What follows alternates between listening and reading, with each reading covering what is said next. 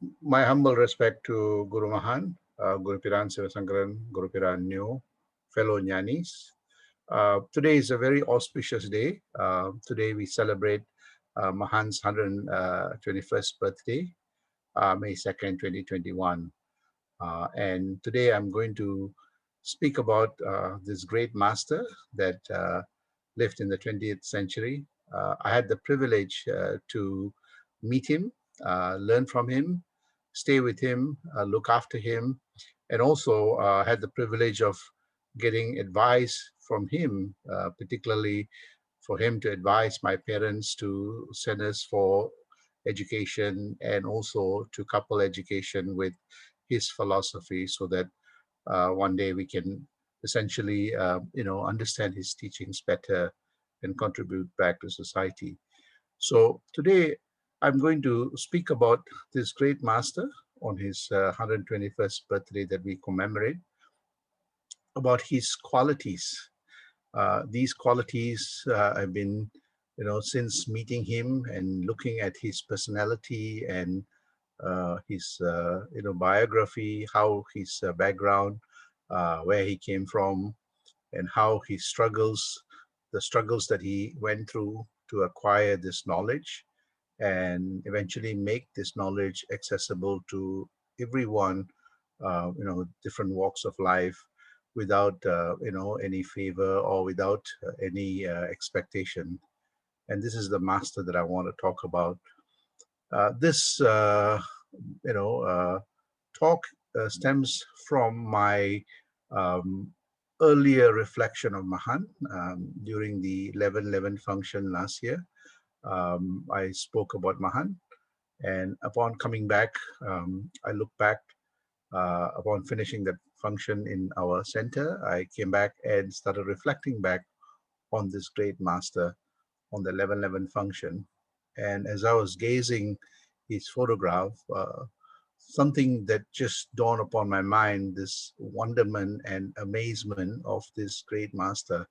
And though he was not, born in our own families, he is, much more closer to many of our biological, family. He is what I call a spiritual master and also a grandfather.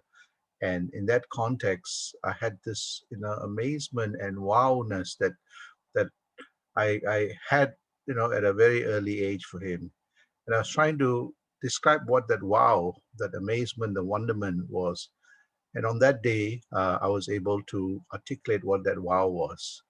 And this great master that walked upon this earth in the 20th century has, you know, propitiate some amazing ideas and amazing teachings that if one understood it, they would understand pretty much all the other teachings and also have a fantastic inspirational life. So what is this wow that I'm going to talk about, this spiritual master? I call it the wow spiritual leadership that Mahan, I saw in Mahan. The first one is essentially there are three words. This wow that captures that wonderment and amazement is characterized by these three words. It's about world class. World class means a mind that has, is pace setting, leading all his peers, and an idea that he put forth that trailblazers many of those, that are there, and it's leading to be able to unify and bring people together to attain this enlightened life. And I'll speak about it even in more detail. So the first quality I saw him was he was a trailblazer. He was a pace setter in his own ways, transcending many of those, teachings and philosophies to unify them. So he was kind of a universal personality.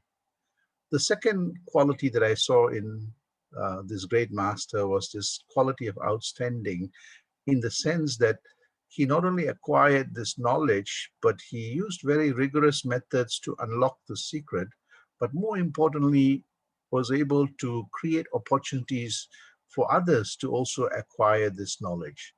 And this is amazing without any favor or any expectations, I mentioned earlier. And I'll speak about that also in a little bit more detail. And the last quality that this great master had was a winnable quality, a quality that touches everybody's hearts and minds and intellect to transform them.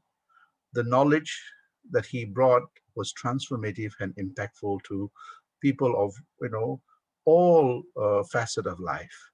And this is the master and his quality that I want to speak about. And if we were celebrating this day, it is to commemorate these qualities that he, uh, you know, was able to showcase and able to highlight and learn from. And hopefully that the qualities that he, our guru had, we are able to essentially acquire that through the process of spiritual osmosis, so that one fine day we too can be walking in his path. I think that's the greatest service a disciple could do, is to stand on the shoulders of the master and continue that journey. And this is the journey that I want to speak about today on this wow spiritual leader that we all were very lucky to acquire this knowledge from. So, what is this world-class mindset, the trailblazing mindset that this Mahan that I saw and I experienced and I learned from?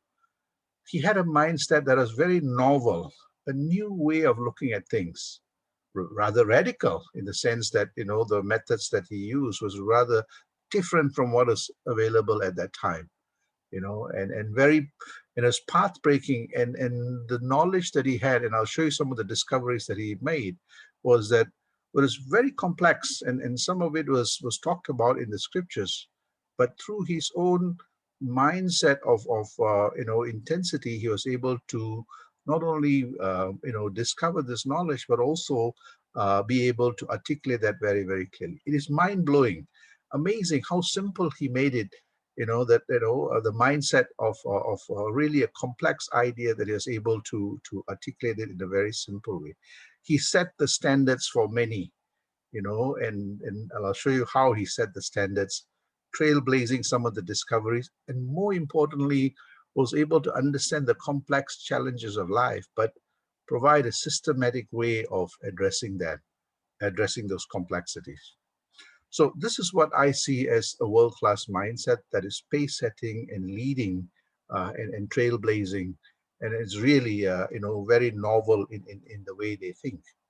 So what did Mahan do? The first discovery that Mahan had was that he was able to intensify the search, of this God realization state, or he realized that there was something that was much more powerful than the biological being he was. And he wanted to search what this discovery was, what was this secret was. And there was a lot of discussions in many scriptures about this inner power. And this Mahan intensified his meditation, though he was given a particular method to do. He intensified his research, pushed the boundaries of knowledge, and was able to unlock the secret of Kundalini. And not only acquiring that vibration, the blissful and enlightening vibration, but he was able to intensify, to be able to simplify it. So one of the discoveries of this great Mahan was that this secret, which was there for thousands of years, was only imparted to the selected. And even that the way it was passed on was very complex. One needs to go through rigorous training. And the discovery of this Mahan was that he intensified it, but he simplified it. So he discovered a very novel way of Kundalini meditation.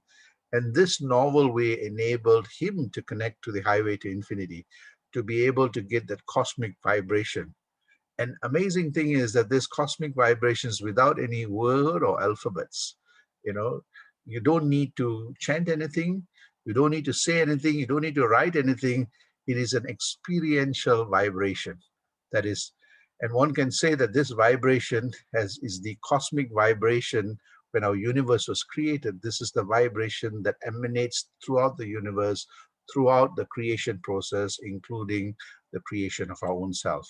And this Mahan was able to touch that, and not only that, to be able to experience that, but also to be able to identify and intensify his research to discover a method, a simple method to essentially awaken the Kundalini, by raising it.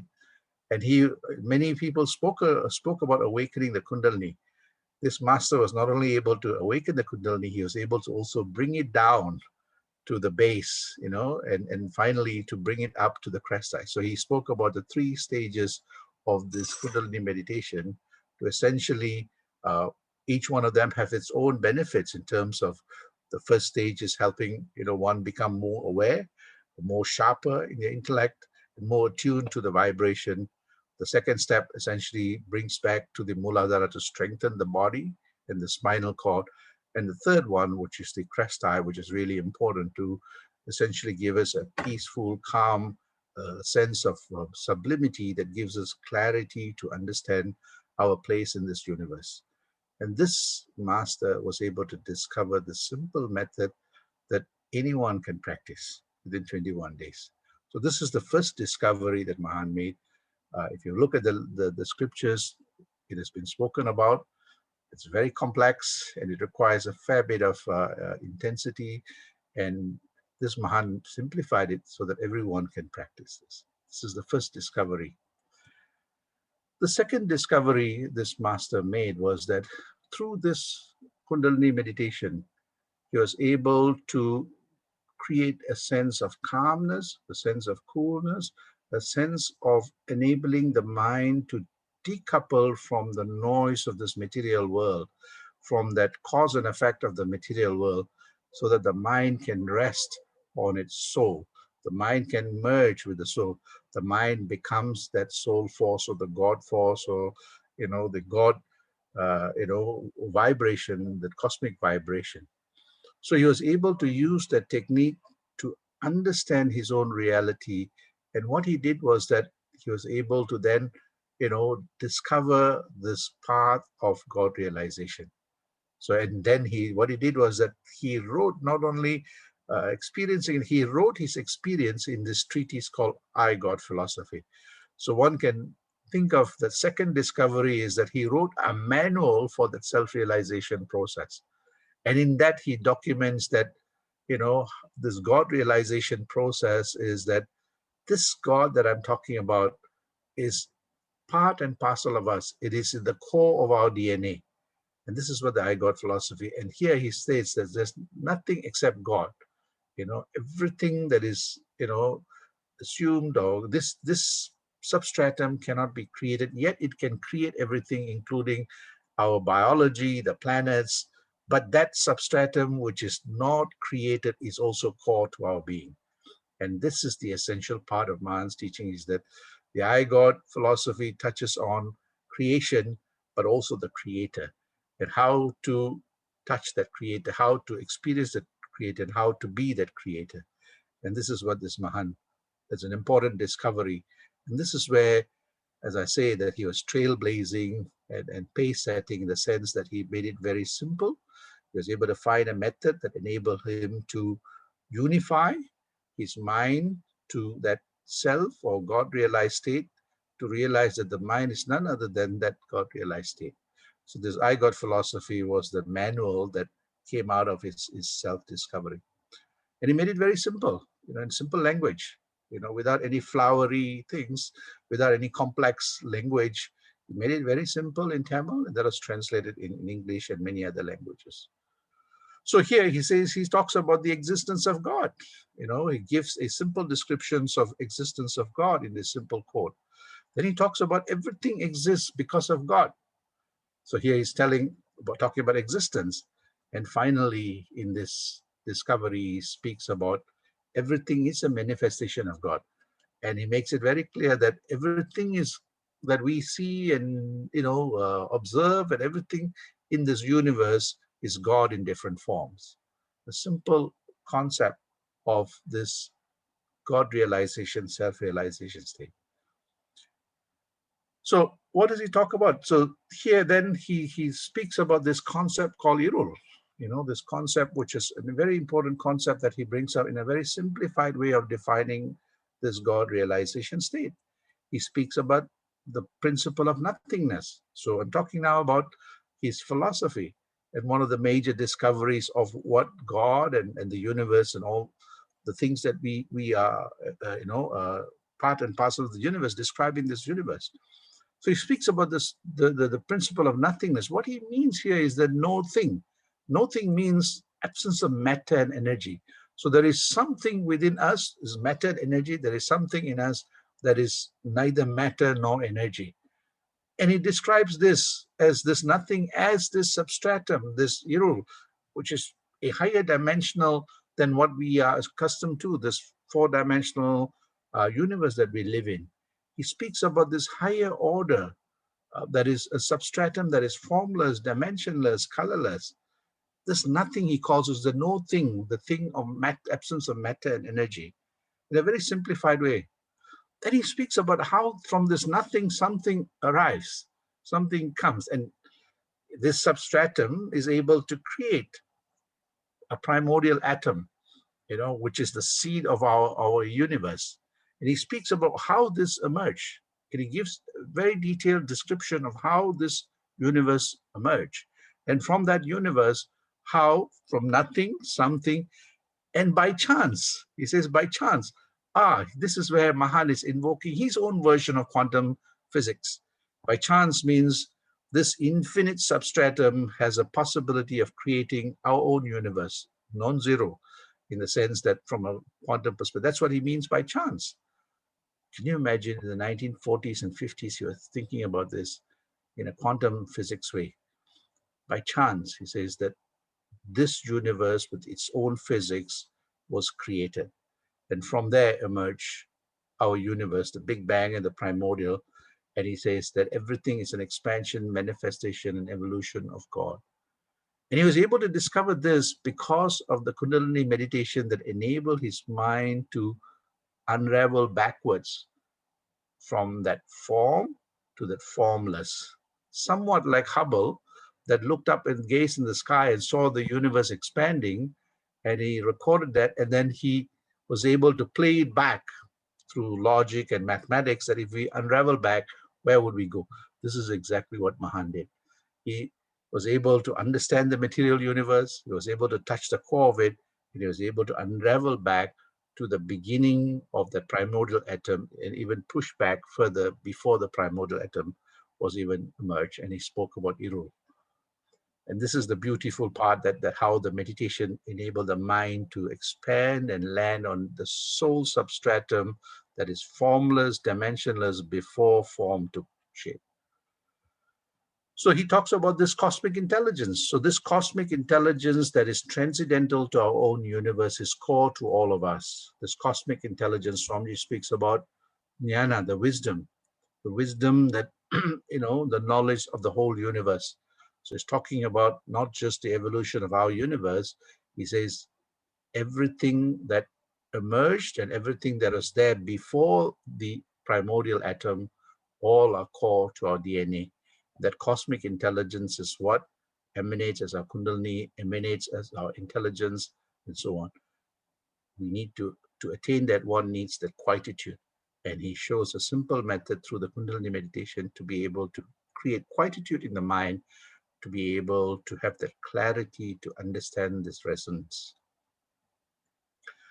That is the first quality. So the first quality of that, world-class, pace-setting, mind-blowing, idea of discovery of a technique to enable the mind to land on the soul, and more importantly, understand what was happening and what this reality was, and to be able to articulate that in very simple language.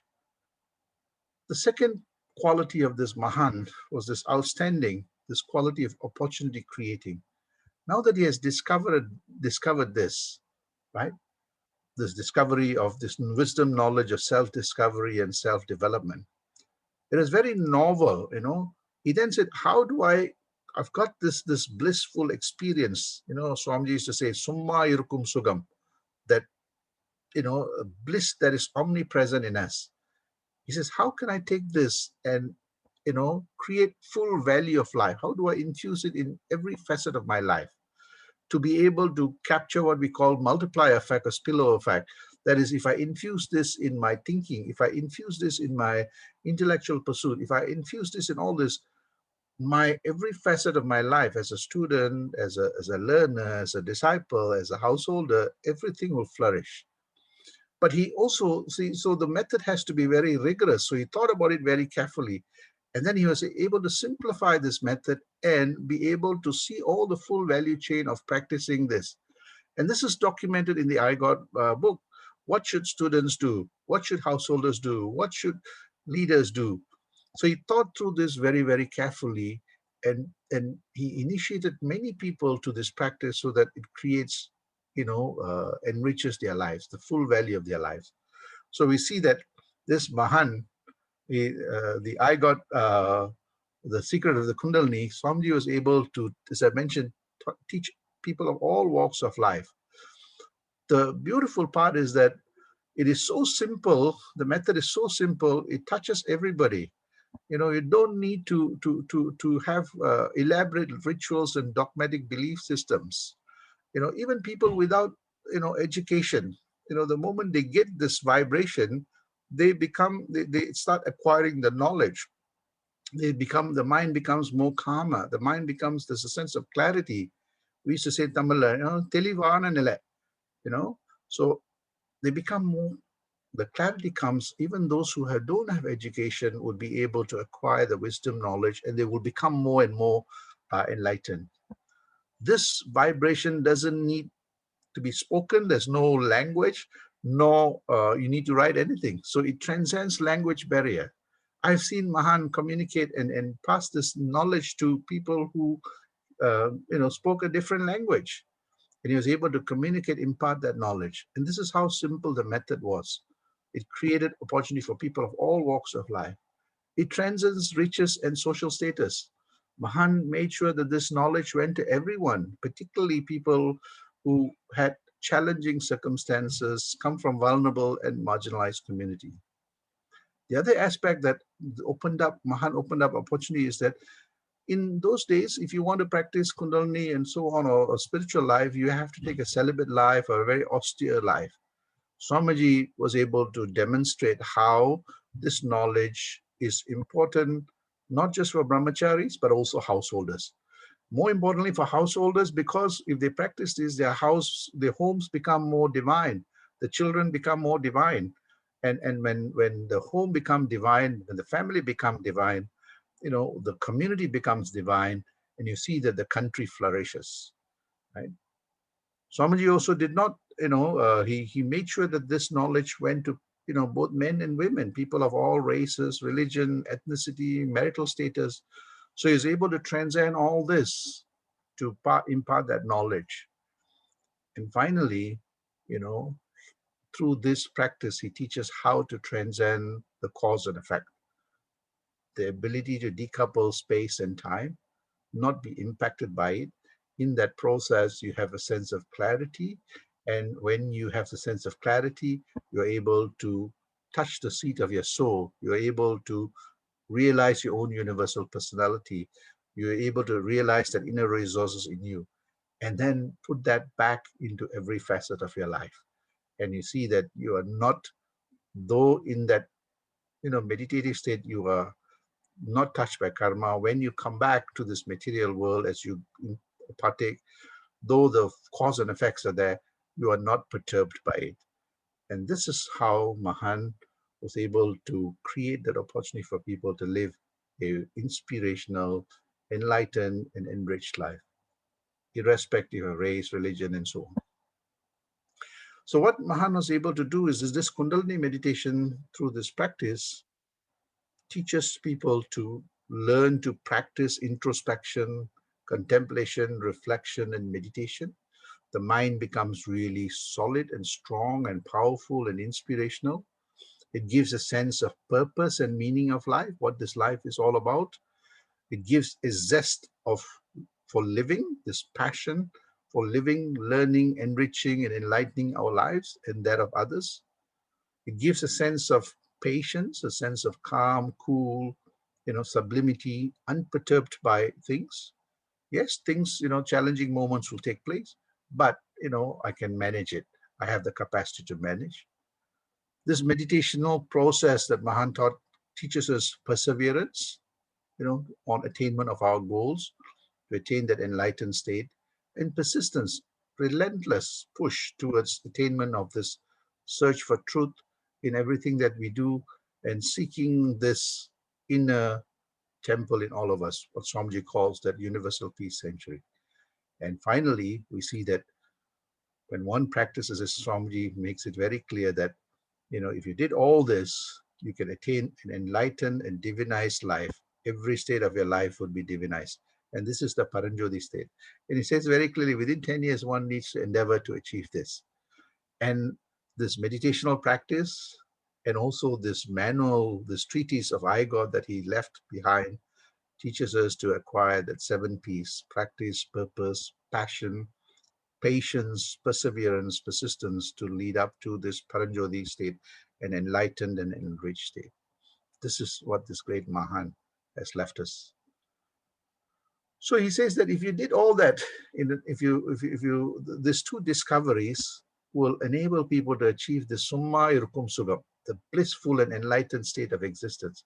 When you are blissful and enlightened, everything that you touch, everything that your thoughts, your speech, your actions become blissful and enlightened. And this is what this Mahan, it gives everybody an opportunity to acquire this sublime, enlightened and blissful state.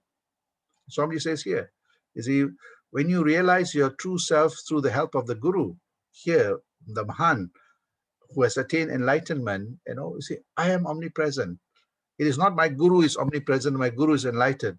Through my Guru, through this process of spiritual osmosis, I too become one, as how the mind merges with the soul substratum or the God realized DNA, is how my Guru shows, and my Guru has acquired that.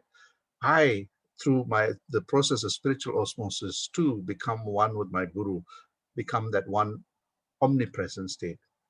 Swamiji states very, very clearly here in the second quote, that seeking the inaccessible God by ceaseless subjective search. It's not an objective search.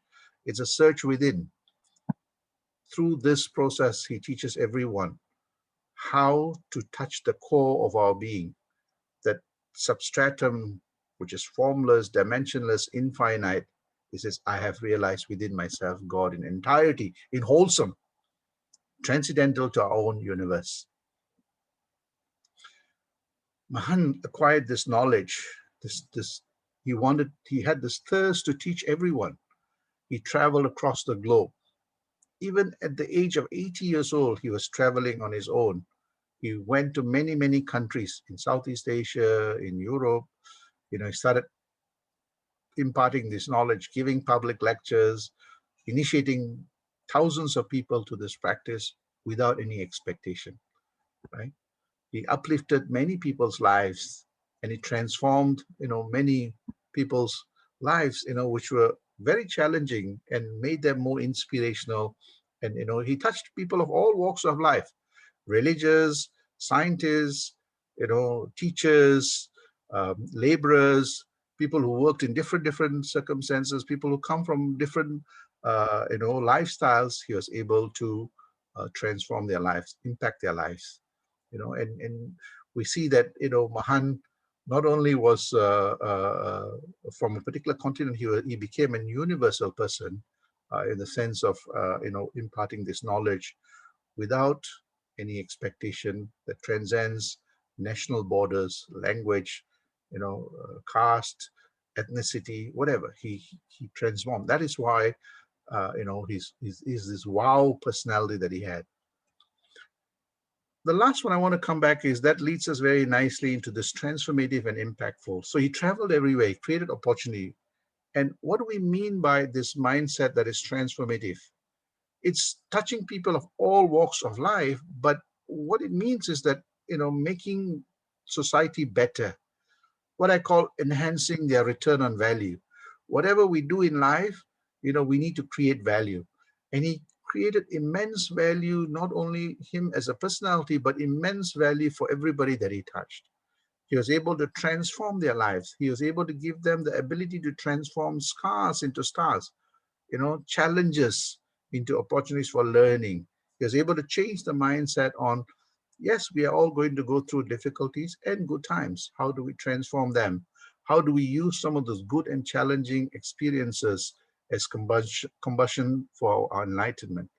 And this is what that transformation and impact that he had. Through this mindset, through these teachings, he showed in his treatise how to generate 10 capitals. And the 10 capitals through this practice is that the spiritual capital, to know I am part of this grander universe and the grander universe is part of me. I have everything I need to function, as a universal personality. That's what the spiritual capital is. Through that spiritual capital, he was able to help people and generate mental and emotional capital, the ability to be strong mentally, emotionally, stable, to be able to manage no matter what the circumstances are. Through spiritual capital and mental capital, one's bodily health improves, building the health, physical capital. Through the physical capital, when one's get the first three, they get the intellectual capital, the ability to think, the ability to analyze, and eventually you see that as their intellect expands, they attain that creative capital. This is the first five capitals. When one achieves that creative capital, interestingly, he shows that nature has built us in such a way that nature has not given us everything, but nature has given each one of us something. Through a very sharp mind, through a sense of clarity of mind and thought, we all will be able to discover what is nature bestowed to all of us. You know, some will be very good poets, some will be very good musicians, some will be very good orators, some will be very good managers, some will be very good, writers. What is it that nature's bestowed you that you need to discover and create better return on value to your life? And this is what the sixth capital that Mahan's teaching gives us. So when we have this natural capital, we don't have to, feel inferior or superior. We all have been bestowed this wealth. And you see that we become more confident. Our social capital, ability to relate to people, ability to meet people, ability to understand people, this emotional intelligence that we will acquire, that ability to operate in different levels. To a child, you know how to talk. To a scientist, you know how to talk. To a politician, you know how to talk. To a Mahan, you know how to relate. So this social capital gives you that ability to operate in different frequencies. When you have that social capital, you have something called the empowered capital. The capital that, you know, you have all the inner resources in you to do whatever you want to do. You start, charting the destiny that you want. It is not influenced by outside. It's you become the CEO of your life, Chief Enlightenment Officer of your life. That's what empowered capital is. The ability to do whatever you want, the ability to achieve whatever aspirations you want, including God realization, including becoming a Mahan, including, leading a country. That is, and no matter where you put you, you would still be able to thrive and be able to be successful. That's what empowered capital is. When you have that empowered capital, you acquire another important capital called the leadership capital. You're not only able to lead yourself, but you're also able to lead others. You become a CEO of yourself first before you become CEO of other people. This is what Swamiji taught me, this leadership capital. And finally, the I God philosophy and the meditation taught me that if you practice this sincerely and if you practice this diligently, the 9 capitals will lead you to the 10th capital, which is economic capital. You will never be materially poor in this life. You may not be a billionaire or a millionaire, but you'll have adequate material resources to sustain yourself, your family, and even perhaps even help others. This is the transformative change that Mahan made to many people's lives, including myself, you know, and including my family, my parents, and so on. And as I was sitting on that 11:11 night after the meditation and the satsang, I was reflecting back. And this 10 capitals was what this great Mahan has bestowed to society. And this is an important, point that I want to raise, that meditation and the spiritual pursuit Mahan taught, don't expect everybody to take an austere life. While living in our lives, in our own lives, you can really become enlightened and really enrich that facet of our lives. So, what is the winnable qualities through this practice? One learns that 7 P's, the 7 qualities that Mahan, ultimately the Paranjothi, one attains the 10 capitals that are needed to sustain, enlighten, and finally attain that samadhi, become one with the universal personality. So, to summarize this great master, I salute to this great master for exposing me to this amazing philosophy that I've been practicing for more than 40 over years. I've been researching it for many, many years as a scientist, as a disciple, and I realized that, with us today, we have an amazing, master that lived in the 20th century, that imparted this knowledge in a very simple way that connects to everyone. And if we all are able to imbibe this teachings of Mahan, we all can walk in his footprints. All of us, should endeavor to continue this Mahan's work through the mindset that he had, the wow mindset that he had, the world-class mindset, the outstanding and winnable mindset that this Mahan has left us all. This Mahan, during the period when he was there, it was very challenging. He didn't have all the comforts of life, but he was able to transcend that, and he able to impart this knowledge, and is able to provide that base of enlightenment for many of us. And the challenge for all of us is that on this day of his birthday, how can we not just acquire this knowledge, but how can we make a difference? How do we imbibe this wow mindset, so that how Mahan transformed other people's lives and made a difference? How can we make a difference to the society that we live in, the country that we live in, the communities that we live in? How do we impart this Mahan-like qualities to all of them, particularly the next generation, so that they too live an enriched and enlightened life? Sandosham.